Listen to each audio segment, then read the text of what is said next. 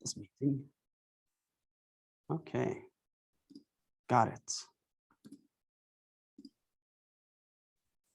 Hello, everyone. Let me see these names.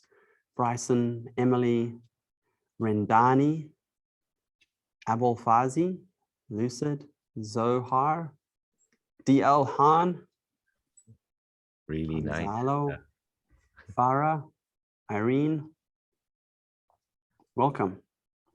Welcome, everyone. Yeah. Okay. Some interesting nicknames as well, huh? Okay, so people are joining in. It's 6 a.m. for me. Emily, that is to be commended. Wow. Yeah. Well, it's 12 o'clock here, so I've been up for a while. Canada, welcome from Canada. Grand Rising then. Man, that's awesome. Ah, we have an Israeli. We were just talking about this with you, Rich, right? The other day. Like, yeah. It's like some people arrive really early or really late in the night to come to a workshop. And I'm like, yeah, let's do one at 11 o'clock or 12 o'clock. That suits me really well. But man, people in like Australia, Indonesia, China, Japan, it's late at night, or Canada now, like 6 o'clock in the morning. I hope you have some coffee, Emily. okay. Hi, Rendani. Yeah. It's really important to us as well, Emily. Yeah. Yeah. Okay. So, Zohar says, I think he is logged in with his daughters. No, it's not Zohar, it's Suzanne from Israel. Suzanne. Okay. Well, if we keep on calling you Zohar, sorry, but that's what's written, right? That's what's on the screen, yeah. Ooh, Oluwasayo. Oluwasayo, where are you from? That sounds like an African name. Akash. Lisa. Okay. So let's wait 2 more minutes, and then I think it's better if we start because it's going to be a really packed program. Yeah. Yeah. Hey, Nurian from Köln. Awesome. Köln is Cologne, right? If you're English speaking.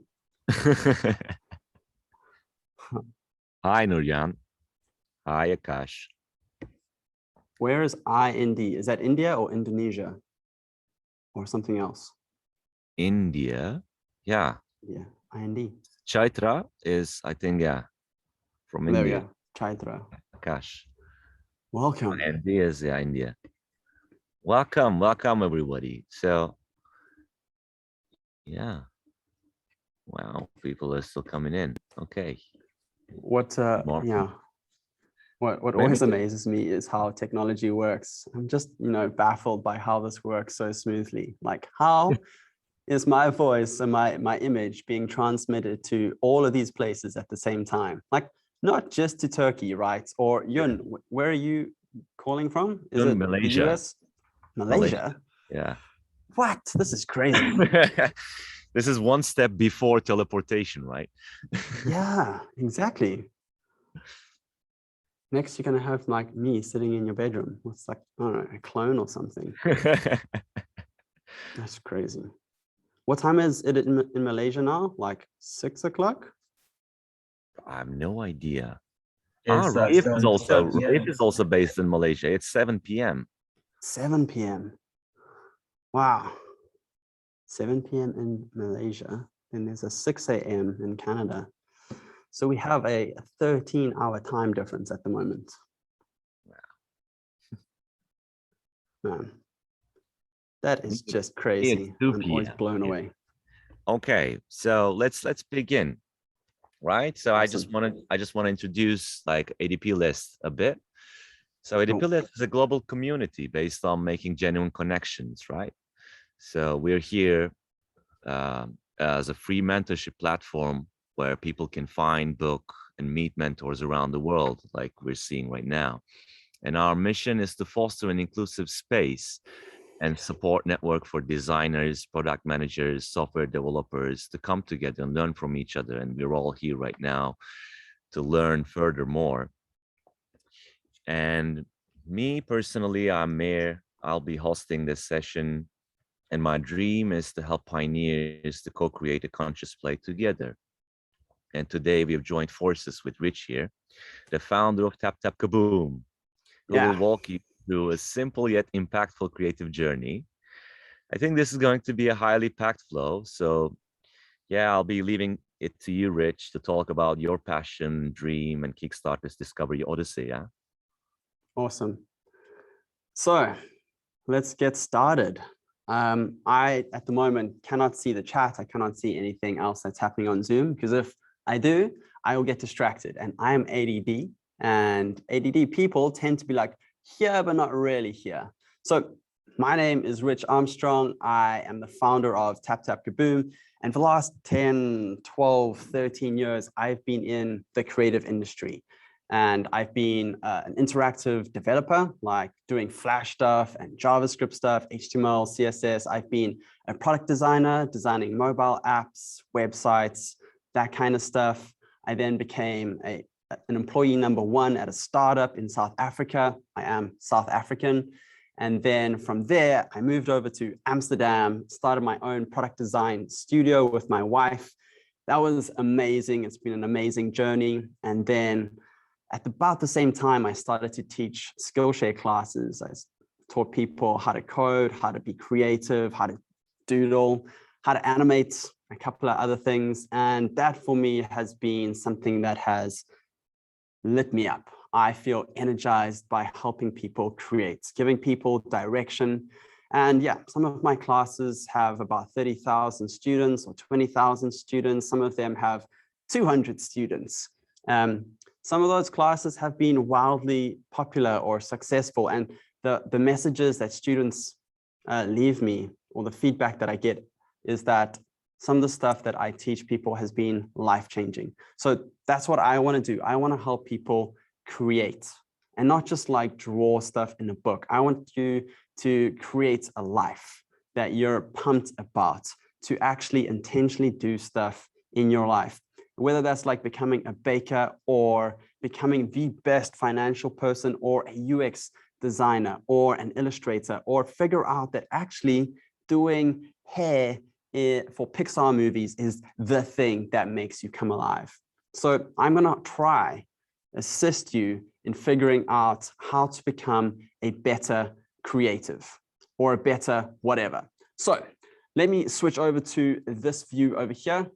And this is going to be an interactive session, right? So I hope that you have pen and paper. I'm probably not going to keep up with what I'm asking you to do. If you see here, I've got a pad, I've got a pen, but if I talk and do this at the same time, it doesn't go so well. So let's do this. In the chat, I want you to write this. I want to become a better, and then just fill in 2 words here. So what this could look like could be a creative professional, it could be graphic designer, an online teacher, children's author, it could be whatever. And this is going to be a bit of an icebreaker, but it's also important because it's going to take us from the start all the way to the end of this workshop. So that's all I want you to do right now, is just to write down those 2 words in the chat. Okay, I'm starting with Play Wizard. Huh? Awesome. Maybe you could just read them out as they get written in there. Yeah. Product designer, graphic UI UX designer, virtual assistant, UX designer, UI designer, designer to move people, content writer, freelancer, UX designer. I want to become a building in public. Okay.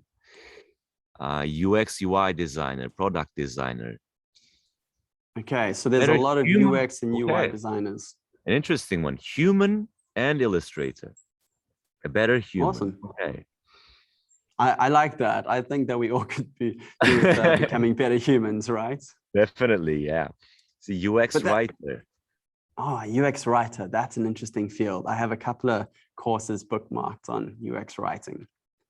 Okay, UX, UI, animation, interaction designer, product designer. Okay, we have a lot of designers, content writers, many people with UX, which is basically more focus of ADP lists. So yeah, Awesome. Awesome. Okay, artist. well then let's move on to the next stage of this. This is where I want you to draw where you currently are. You can use a stick man, a triangle. If you're really good at drawing, you can draw yourself where you currently are at the bottom left, and then at the top right, where you want to be in the future. So as a better UX designer, as a better UI designer, UX writer, whatever you want to be, virtual assistant, draw that person at the top right. So current, bottom left, future version of that self, top right. And once you've done that, then draw a really squiggly line between those two states. Let me switch over to here so that you can see what I'm doing. So for me, I'd be like, hey, this is me. My name is Rich. I'm an online teacher, right? So I'm going to start here. And then in a couple of years' time, I am going to be probably a little bit older, but there are going to be a bunch of different people around me doing similar or different kind of things. So you can draw a couple of things that make this a bit more visual. Woohoo! But definitely want you to be happy, right? If you've got a bit of a sad face here, make yourself happy here. If you're like super happy here, make yourself like dancing with joy over here. And even on a podium, just to be like, yes, I am where I want to be. I think it's really important to imagine.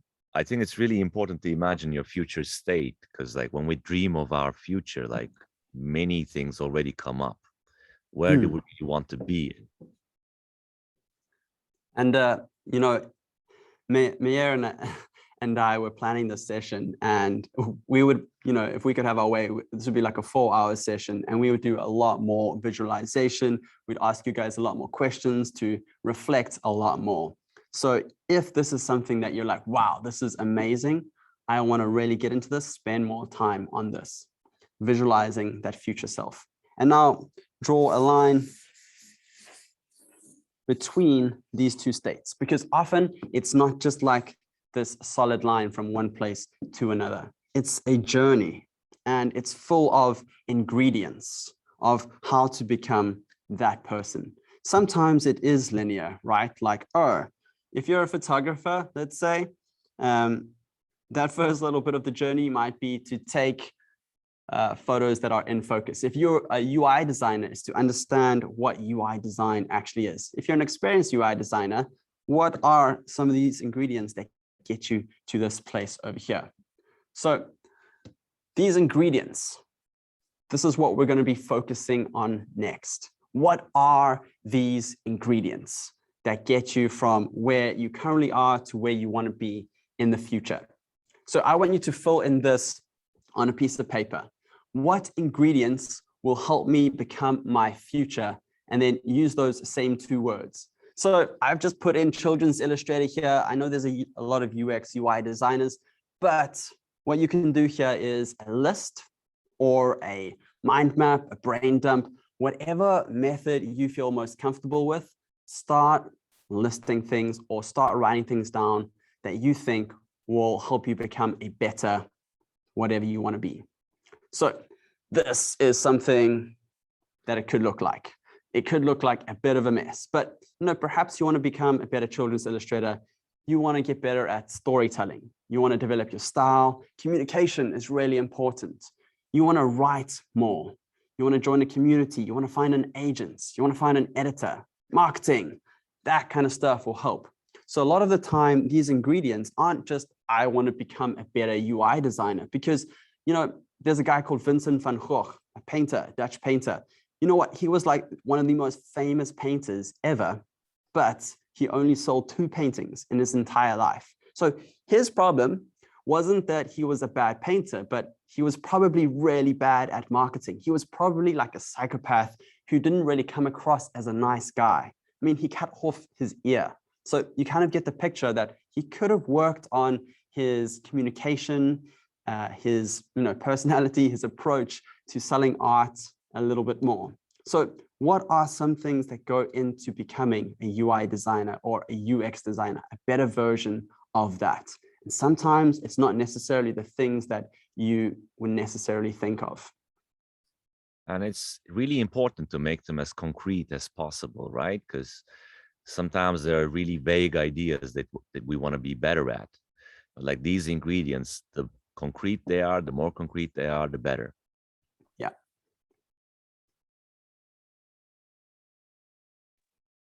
And when I'm looking at these, like, it's really important that we understand we are here to learn in life. And as we go through life, learning, we can do many things, add different skill sets that can improve what we do, that can distinguish us from others, that can make us more authentic, more genuine. These things can be about you, not just anybody else, not just as a comparison. Like, what will separate you from the crowd? What is unique to you? What are your interests? And what do you want to be better at? Yeah.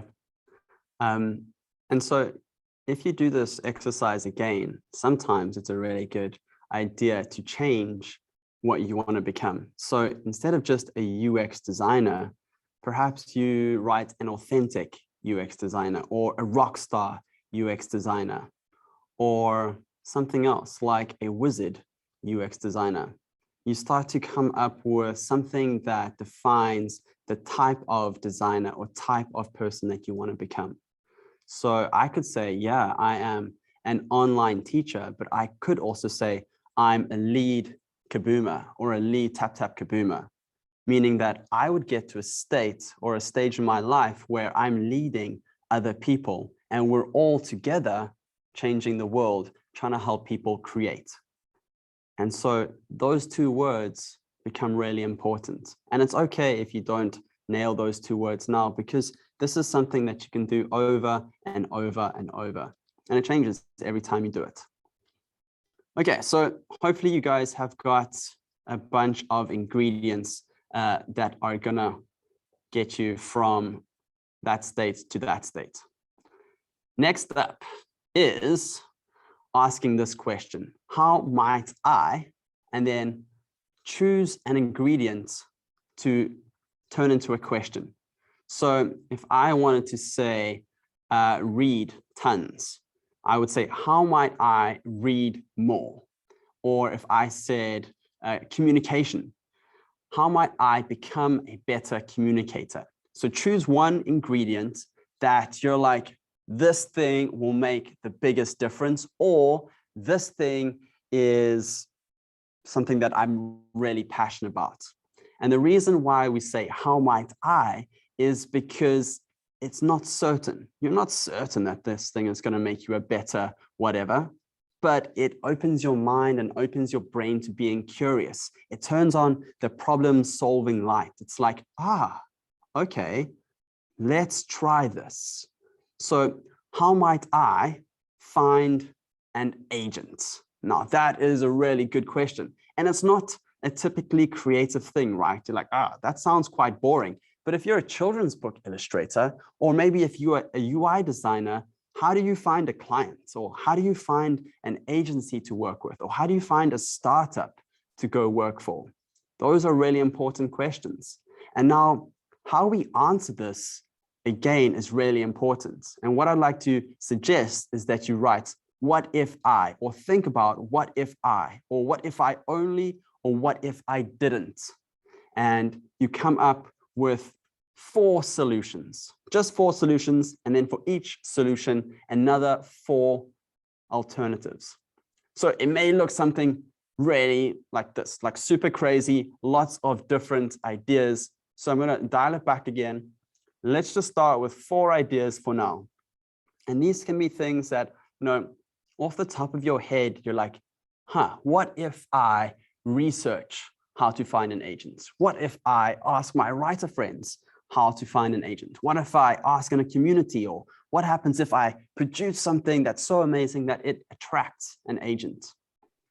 And if you're in a really inspirational mood and write 5 or 6, that's really okay and great. Yeah, so we've dialed it down to 4 because we only have like 45 minutes to an hour to do this session. But you could go 8 and then write 8 alternatives for each idea that you come up with. And now this, combination of how might I and what if I, it just makes things a lot more, maybe uncertain is the wrong word, but it allows you to just play, to explore. You don't have to be right. You don't have to be perfect. And so just getting all of these ideas out, it allows you to see all of the possibilities. It gives your brain the room to come up with solutions. So we've assigned about 10 minutes for this. I know sometimes it can be a little bit tricky for your brain to come up with this many ideas and alternatives, but it's a really good process. Oh. And it's also really good that to activate your courage in this, because you will be changing up things. This is going to be a new journey. So find that courage and try to find the things that you need to do to make that how might I question a reality. And this is just a trial and error. This is not just one-shot thing. You will be trying out things. So write as many as you like. And those things, when you try them, you will see some of them will fail and some of them will be very successful, but you're just trying and learning. So these are your options. So activate that courage and write as many as you can, or write as boldly as you can. But if you want to start really small, write those small steps. Those are really crucial as well. Yeah, I think that, we need to be both effective, but also wise with our time. So as Mia mentioned, like if it is something small, write it down, because you may only have a small amount of time, or you may not have the confidence yet to try something really crazy. But at the same time, you don't want to waste your time doing stuff that you've tried again and again, but you've never found that's worked. So if finding an agent or if finding a client is really important to you, what is going to really help with that? What are some ideas that you think will really make that work? And then what are some alternatives?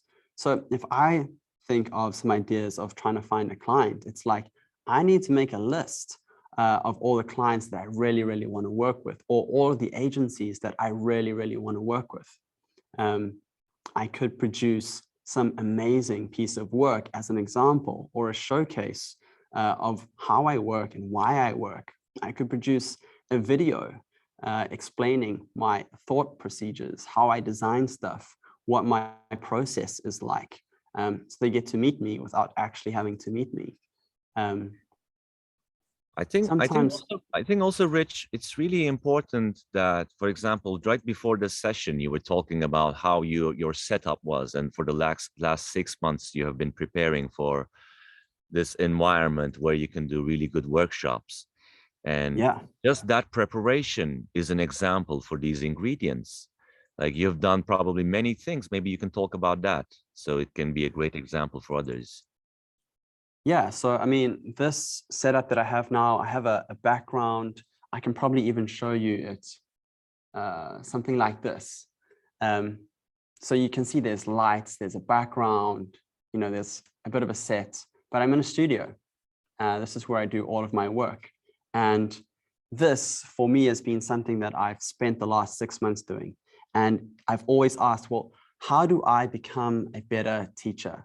How do I become somebody who can teach people easier and quicker? And for me, creating a rig where I walked in this morning, I switched the cameras on, turned the lights on, and I could just press record, and everything looks good, everything sounds good, and now everything's connected to a computer. But hey, 6 months ago, I was still recording using an iPhone, and it took a long time to get the colors right, the sound right. I would have to balance things to get the overhead kind of angle right. But I asked this question: how might I become a better teacher? And one of the things that I identified was make it easy to start recording, make it easy to create a class or a video. And I began doing that. I began doing research, which was a long, bulk of time into what cameras I should get, what setup I should get, what lights I should get. And even then, when I had all of the things, I was like, okay, now I need to learn how to use these cameras, what settings to use, what buttons to push, how everything actually works. And this is not the end. There's still more to do here, but I'm still on a journey of becoming a better teacher. Like even how I present, if I drink coffee beforehand or not. Like this morning, I didn't drink coffee because when I've had too much coffee, I'm like, and I skip over all kinds of things because my brain just works too quickly. So that's something that I've noticed, and that's a small thing that I try not to do before I do a class or a workshop. I don't drink coffee, otherwise I'm just too wired. Going forward, I would love to, take a page out of Mayer's book and learn some of this OBS stuff, which allows you to do fancy stuff on screen, making a workshop even more, I don't know, visually fancy or more interactive or more professional. I'd love to host live stuff on Twitch and YouTube and do that all at the same time, reply to comments as I go, as I'm creating. So that kind of stuff is what's really important to me as a teacher. And then as I'm creating more and more YouTube videos, what I've identified is that I will then become a better communicator. And teaching is all about communication, right? And instead of relying on a script or relying on 17 takes, I can speak off the cuff like I'm doing now and deliver a workshop or a lesson or a class almost just in one take, like a workshop kind of a style. And just by doing this every single week, practicing, I'll become a better communicator, which will help me become a better teacher or an online teacher. So yeah, that's a bit of my process, bit of what I've been through with all of this kind of stuff over the last 6 months or so. Yeah, so like you actually counted many little ingredients that you worked on. So it's not just one answer that you need to focus on, but like you start with one and then put one on top of the other one and you build from there. You try, and I'm guessing there have been many fails in the process that you tried something, but it didn't work. Like sometimes it doesn't, like that's the thing, right? Well, so if you look at this diagram here, a lot of the stuff that I've been working on for a rig has been like, okay, let's just focus on this little bit here. Let's focus on this bit here. But a big ingredient is communication for me. And communication, it doesn't have to be here. It doesn't have to be here. It can be here. It can be here. So I've had a bunch of smaller things that have been sequentially and led on from one another. And then a bunch of things that I've put in here that have aided the entire process. And so some things are non-sequential or non-linear and other things are.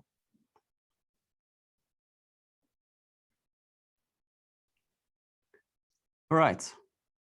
How is everyone doing? Yeah, I think, let's see, they're still, they seem to be working on it. Cool. Yeah. We have 1 more minute, so let's. Awesome. I'll leave you guys to work for 1 more minute. Okay. Don't feel pressured to write everything correctly. Now you can always come back and change it, add to it, edit it, or do the whole thing again. I know sometimes when there's a pressured situation, it really gets your brain going. It's like, okay, let's do this. Let's get it all out. And your brain starts really getting stuff out that you haven't seen before. And I've seen this when I'm on calls with people. Like, I do a lot of journaling, I write stuff down, but when I'm talking to somebody, man, the stuff that comes out is just, I wish I would just press record, because it's golden. There are golden nuggets in there. But other times the pressure is not good. Like, I remember the first couple of times I stood up on a stage, I was like, I'm frozen. I don't know what I'm saying. I'm forgetting words. You know, my 30-minute speech was only 10 minutes long and I was sweating and it was not good. So if that's you and this, you know, kind of pressured situation, trying to get everything done in 10 minutes doesn't work for you, that's fine. You know, you can do this again afterwards or at any time you like, and take an hour or 2 hours, or do it over the course of a day. What helps me a lot is to do something like this in 10 minutes, and then I'll get back to doing some other kind of work. And then, another idea comes up. So I'll put that in, and your subconscious brain just, you know, keeps on working, keeps on trying to come up with solutions, keeps on trying to problem solve. It's like, here's an idea. What happens if we do this? What happens if we do that? What if this happens? And so just keep on adding to your list or your mind map, if that's the case. I guess it's time that we move forward, because people will probably have enough things to move forward with. Awesome. And it's Let's enough. do it. Enough. Now it's enough. Okay. So from here, you will have a bunch of things that you could work on. What if I do this? What happens if I do that? What I want you to do now is to choose one that fits into your current life, one that you're like, yes, that's going to make a difference. Yes, I am pumped about that. I'm passionate about that. And then this process is making a commitment to yourself. So fill this in. I'm going to, and then pick one of the possible solutions that you've just written down. And then 4, fill in a duration type, from fill in a duration type and I need, and then fill in your requirements and prerequisites. So as an example, I'm going to ask published children's illustrators how to find an agent for the next week. You don't want this thing to be an ever project. I have just written a book called The 100-Day Project.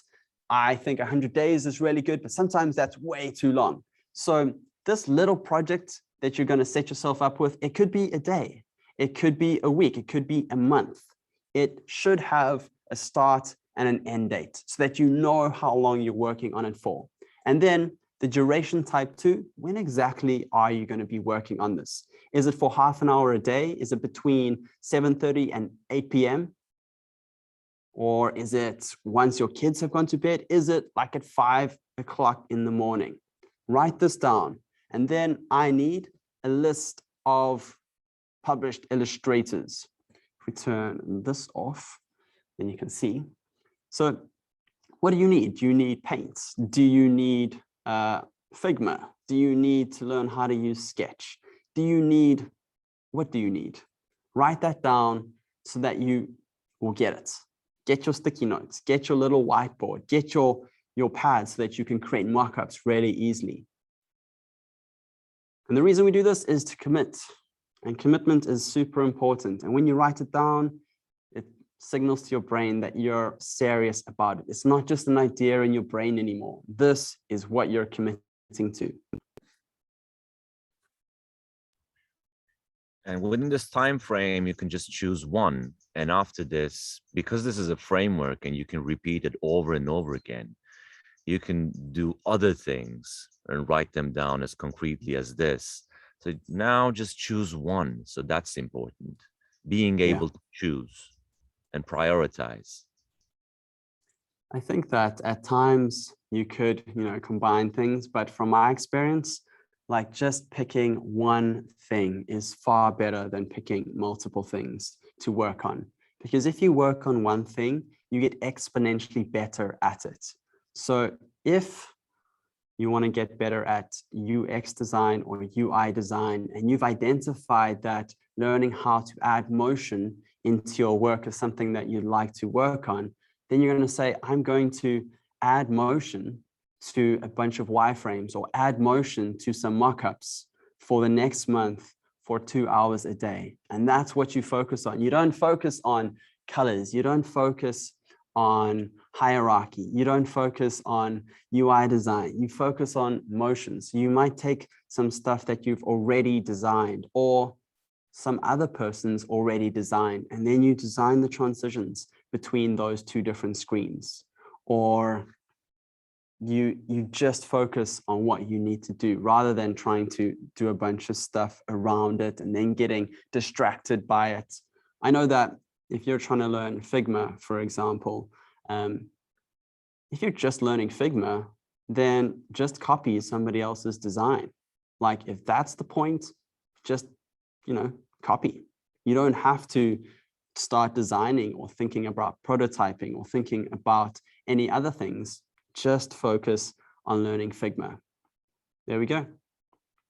Yeah, I think people will be probably ready for the next stage. Huh? What do you think? Awesome. Cool. Let's do it. Okay. So now this is where it gets scary at times, is to tell someone what you're going to do. So have a conversation, and this could be in real life, or it could be like we're doing now, someone who lives on the opposite side of the world to you. So you tell somebody what you're going to do, tell them the details, tell them, a bit of a backstory maybe, and tell them how much time you're going to spend doing it. So Meyer, could you break us out into different rooms and have a conversation? Just make sure that you do it half-half. So listen Yes. for a bit and then speak for a bit. Okay.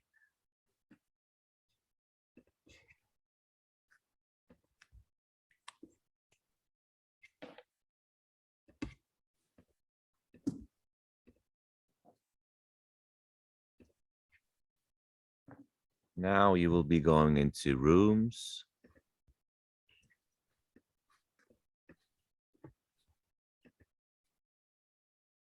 Oh, somebody just out of a room.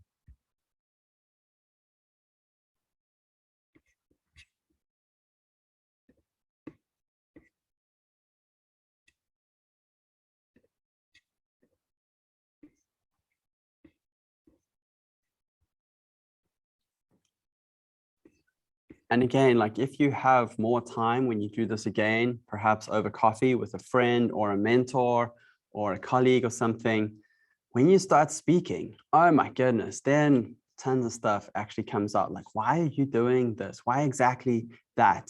And things start to click into place oftentimes. And then you can often go back and revisit the steps before this. And when you're listening, wow, you start to really understand what people are going through. You get to ask questions, clarifying questions for them. And it often helps you to figure out what you want to do or what you would like to do to become a better designer or a better creative. It's a really good process to go through. Okay. I am opening up the rooms. Da, da, da, da, da, da, da. I've never been the room master in any Zoom session. It always looks super complicated. Let's see if it worked.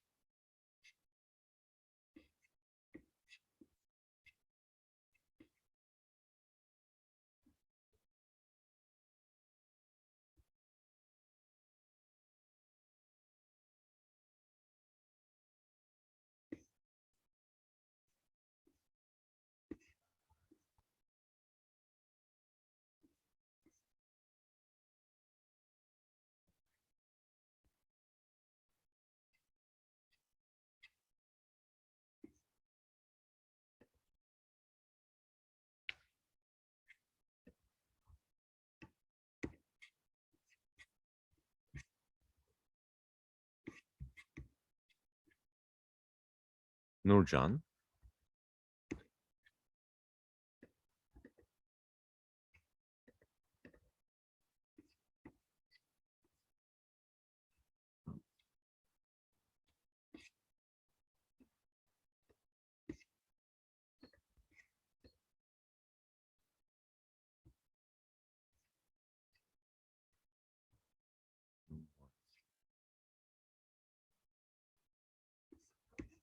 Nurcan.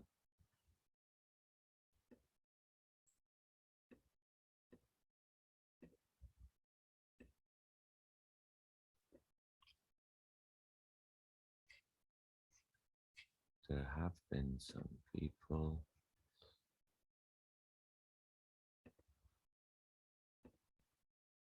Five.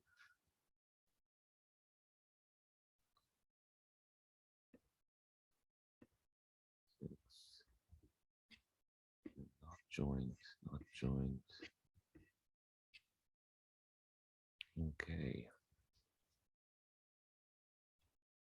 So yeah. I think we're on. People keep dropping off.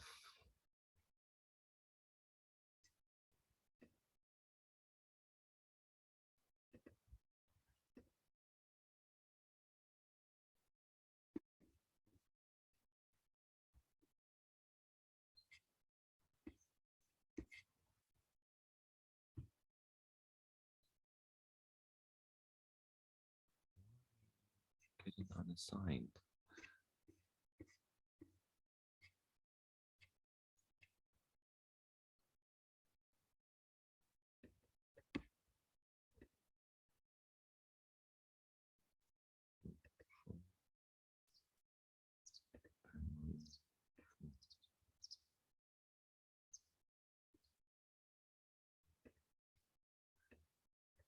Hey, June.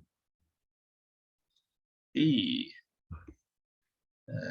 People keep dropping off, I guess. I think I'm still in the breakout room actually. They are in the breakout rooms, but when I look at the breakout rooms, some people are not joining, some people are dropping off. Right. Like they're becoming unassigned. I don't know why it's doing that Mhm. way. Let's see. I think some people might be confused about the rooms. Yeah, maybe we can start bringing people back in. They finish. Yeah, let me put in a message for everyone. Okay. Let's broadcast a message. Let's see. Some problems with my internet. Ah, Nurjan is having some problems with her internet. That's why she's dropping off.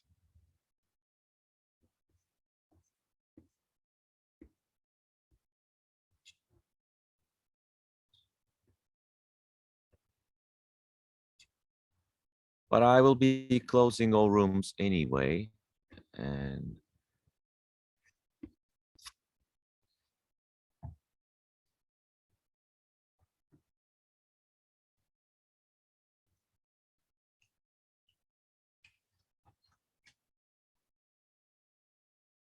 haydi abi. Ne haber?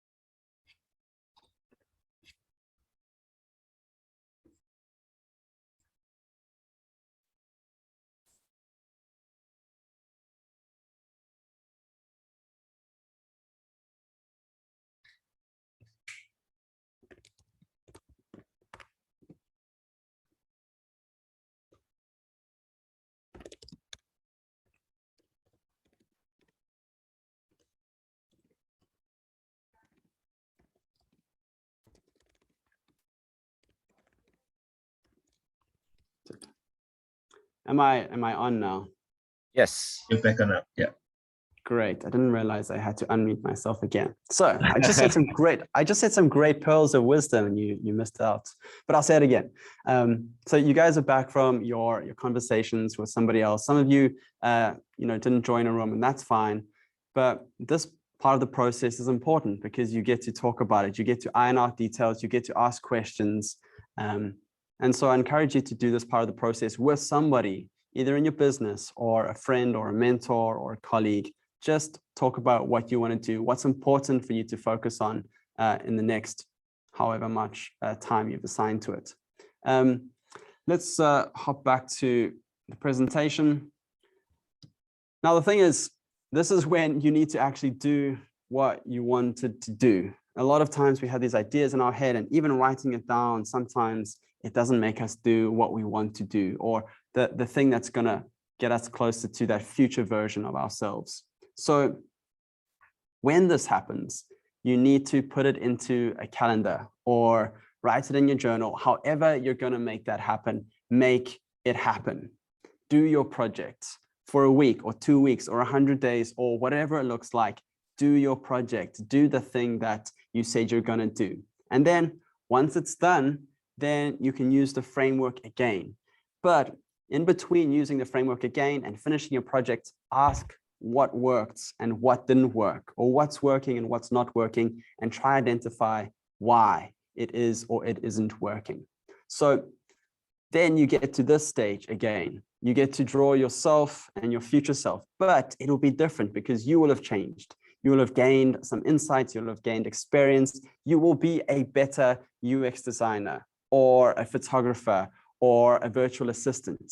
So every single time you do this, whether you do it on a daily basis or a monthly or a yearly basis, this will change. Your journey will change. And even the person at the top right may change, because as you grow, you figure out, actually, I don't want that anymore. I want something slightly different, or what's important changes. And this all changes based on your experience and what you've learned and what you've done. This is really important, Rich, because I call this applied dreaming. It's like we're dreaming a future state of ourselves, and we're applying it on the way and learning on the way and changing ourselves, and then maybe changing our future dream. So it's really important to try, learn, move forward, change, adapt. And these are the skills that are really important for this century, right? Like adaptation, being able to be flexible, Yeah. And I mean, for an example, I started out as a coder. I mean, I studied multimedia design, which was, coding and animating, broadcast design, did Flash and ActionScript, that kind of stuff. I became somebody who made websites. And then from there, I became a product designer, a UX designer. Now I am a teacher and an entrepreneur, a business owner. And perhaps in the future, it may look like, hey, I'm going to become a property developer or something. I don't know. But I've stayed curious. And as I've progressed through my journey, I didn't just stay with what I knew. I didn't just accept what I was doing. I was continually curious, like, oh, what happens if I learn React? What happens if I learn Figma? Like, I did a client project and I did not know Figma. So I started using Figma on the client project so that I could collaborate with another junior designer that I was mentoring at the time. And that was all a big learning experience. And so I've continued to stay curious. And if I was a UI, UX designer now, man, there would be so many things that I'm like, yes, I want to try that. I want to try that color scheme. I want to try bring in more motion to my work. Or, ooh, what happens if I try code this myself? So yeah, keep on doing that. I think it's really important for you to realize that you're changing as you're progressing towards your future self. Okay. So right now, I think people might have some questions. Quickly, I've got one more slide to go through. This is a Sure. recap. Yes. You can get it at ttkb.me/adp slides. So if you're a latecomer and you're like, what the heck, what happened? This is the process. So We go through steps 1 to 8, and then we repeat. So I'm not going to repeat it now, but you can download this entire presentation at that link. And we will be sharing this recording later. Okay, next, questions. Okay, so what are you curious about? What do you want to understand further? You've experienced something. It was a journey. You activated your courage. You've activated your will to move forward. And now what are you curious about? What do you really want to understand further and ask Rich? Let's see. Oh, okay. So Jun shared the link as well.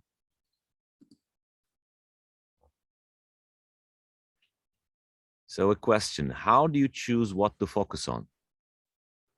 So I think Mia will also be able to answer this, but personally, I'm very intuitive. So I know like, oh, as soon as I write it, I'm like, this is important. But if I take a step back, I try to do things that are, one, they're easy to do and they have high impact, and things that I'm passionate about. When someone says, you know, Rich, your website hasn't been updated in 2 years, I'm like, I know, because I'm not passionate about updating my own websites. I'm more passionate about creating better classes. So that's what I've been focusing on. But there's this thing called an Eisenhower Grid. Perhaps I can draw it for you very, very quickly. We excluded it, but I think this is a great time for it. So if you've got a grid, if you've got some sticky notes or something, you've got ease of use or easy to implement and impactful. And then you want to put your tasks in these different quadrants. If something's up here, like it's really easy to do or implement or learn or try, and it's going to have a big impact, do those. If it's going to be down here, like it's not easy to do and it's not going to have a big impact, perhaps don't do those. And then obviously do stuff that you're passionate about. I think a lot of people try to do stuff that, you know, people tell them to do, but they just get bored and overwhelmed and they're like, oh, this is terrible. Whereas if you are an authentic version of yourself and you focus on what you can do best, then you end up producing stuff that nobody else can produce. So for me, I include a lot of doodles in my work. Even this presentation has a lot of like hand-drawn underlines and stuff. That's what I bring into my classes, this approachability as an example. So how do you focus on something? Do this Eisenhower Grid for starters, and then see which ones light you up the most. Cool.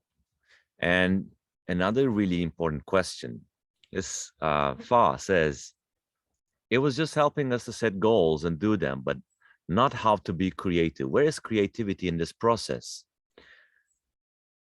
I think that being creative isn't necessarily drawing.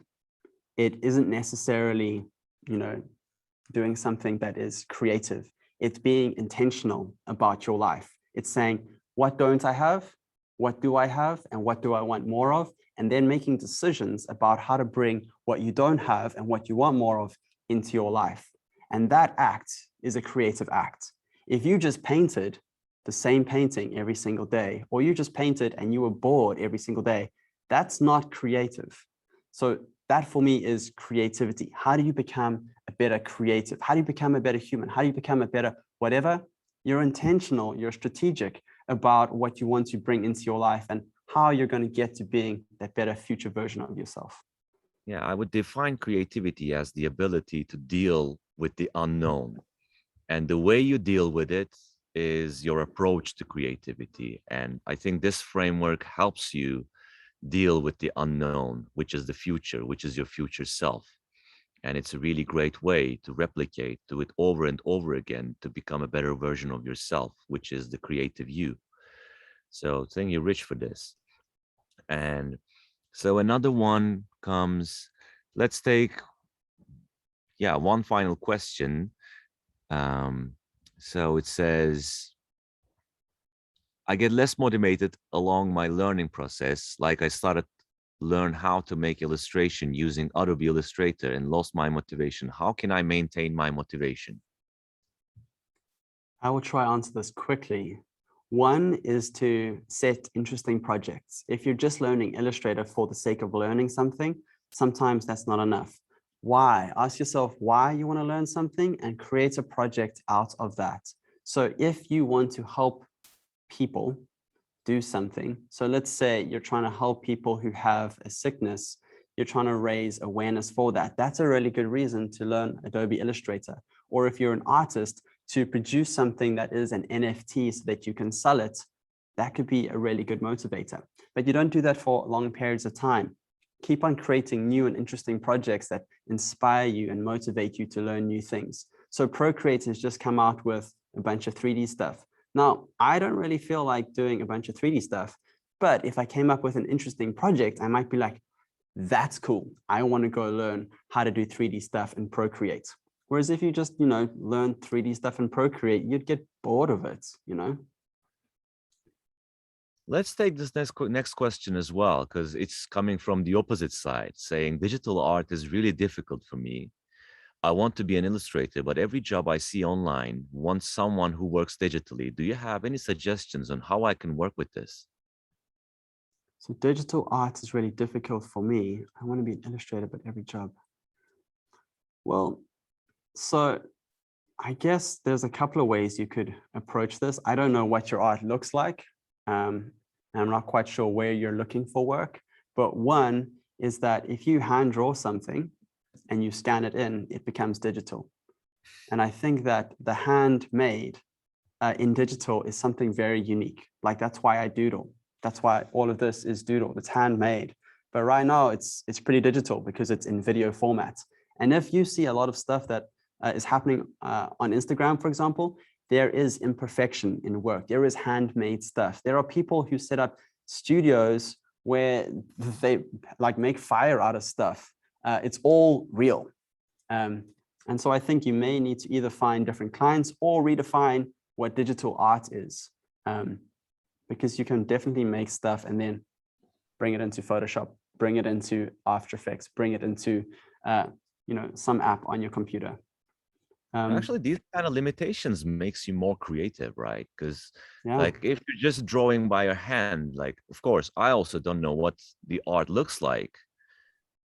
But your approach can be really unique in these situations where you find a different workflow that works for you, which is unique and authentic, and nobody else is doing it. And the way you do it shows itself in the product, the outcome, the output. Yeah. So, okay. I think we've got all the questions. And now we're ready to close the session. Do you have anything else to add, Rich? No, I mean, I do. Like I could talk for hours, but for this workshop, it is done. And I think that it's a framework that you can continually come back to. And this journey map or this vision map with your present self and your future self is something that I use for almost everything. A project, where I want to go in my future, even things like, hey, I'm renovating my house. Like, where am I right now and where am I going to be in the future? What do I need to do next? What are things that I need to be thinking about? Where can I spend my time best? And that's it. Thank you so much. I have, just one more slide. It's got my URL in. It's not super important, but there it is. I would love to connect with you guys on social media. I have a bunch of classes. I have started making YouTube videos. For me, that's something that's just new and exciting, and I'm pumped about it. And yeah, I continually want to help people create and not just drawing, right? I want to help people create lives that they're passionate about. I want to see people's eyes light up when they talk about things that they're doing with their hands, with their mouse, with their keyboard, with whatever, even people who are like, yeah, I bake, or I help people, like I assist people, or I'm a strategist. Like, just because you're those things, like, doesn't mean you're not creative. I want to see people do stuff that makes them come alive. That for me is creating. I think it's really rewarding to help people find themselves, find their own authentic selves, and like speak their truth, act their truth, put their truth out there the way they are. And it's really important for all of you, everyone who have attended today, to find what do you value in this life? What do you value in your work? How do you represent yourself? What do you want to be seen as? And when you find this, it's going to really change your life and you're going to be really unique. And that's very important. And you can see my contact details and you can come ask questions. I'll be really glad to help you create, co-create your conscious play together with you. So thank you all. Thank you, ADP List. This was like a really great opportunity for both Rich and I guess, like to be here to help Yeah, you thank you. find yourselves. Okay. So we'll be closing now. Everybody is thinking. I think it was like a really success. Awesome. Yeah, it's a privilege. Okay. Go smash your days or your nights or sleep well, whatever. It's the weekend-ish. Have a good weekend. Have a great weekend wherever you are. Yeah, Love you all. awesome. All right. Bye, guys. Bye-bye. Thanks so much, everyone. See ya.